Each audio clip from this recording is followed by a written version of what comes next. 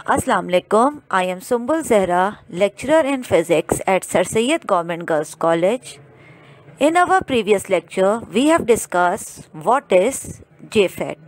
Today, we will study another type of field effect transistor, that is MOSFET.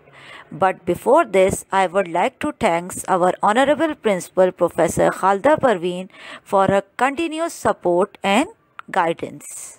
Today in this video lecture we are going to discuss what is MOSFET. So let's get started. MOSFET is a short form of metal oxide semiconductor field effect transistor. Let us discuss MOSFET in detail. MOSFET is an electronic device most widely used in ICs.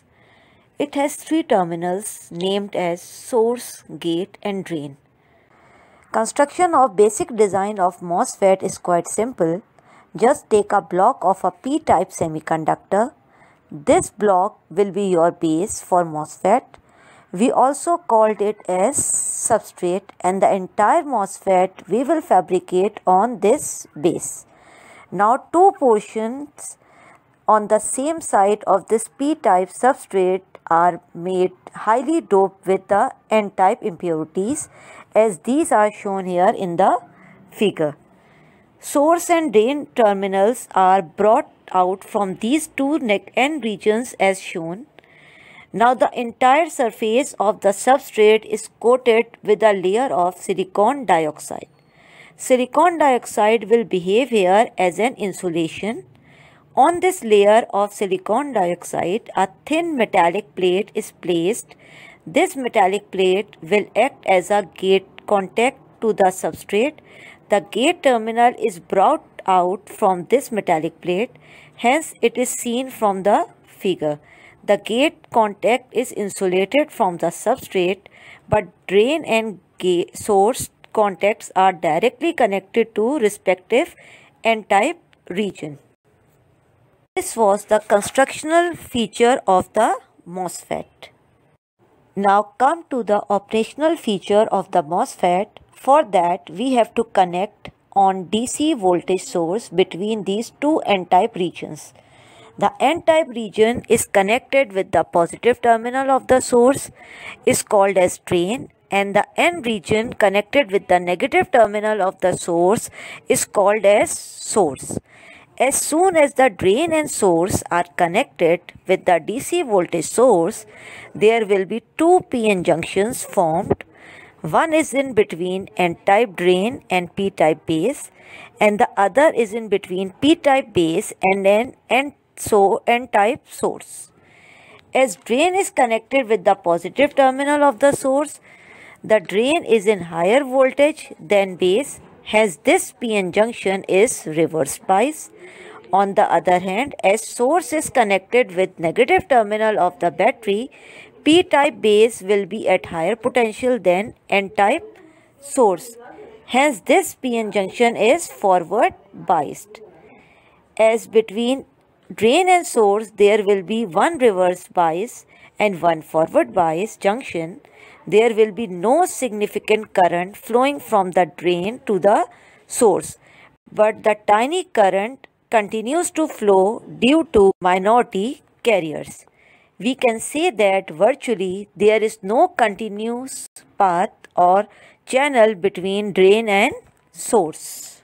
Now let us see what happens if one suitable positive voltage is applied at gate terminal of the device. In that case, due to attraction of positive potential of gate contact plate, negative free electrons, that is minority carriers in p-type base, will be accumulated towards the contact plate and forms a channel of negative charge carriers even inside p-type semiconductor.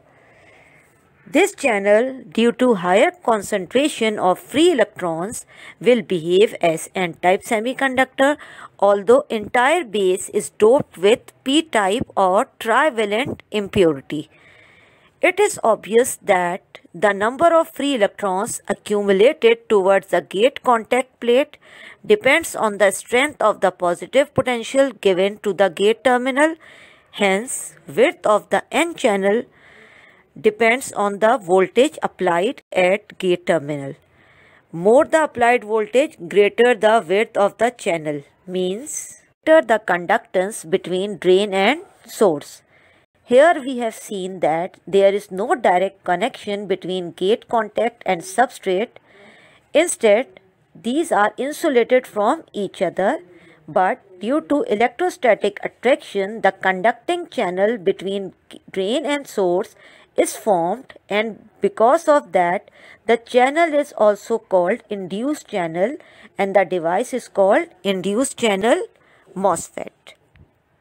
It is also clear that when there is no voltage applied to the gate of the device, there will be no current from the drain to the source except negligible amount of saturation current due to minority carriers will flow.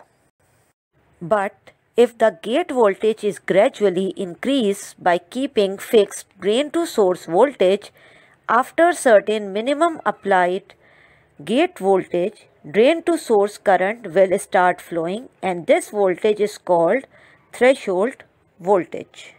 So below threshold voltage, the device will behave as non-conducting or in off mode. For gate voltage greater than threshold value, the device will be in conducting or in on mode. So this type of MOSFET is suitably used as a gate controlled switching device. So this is the basic introduction of MOSFET. Right. So that's all for today. Thank you so much.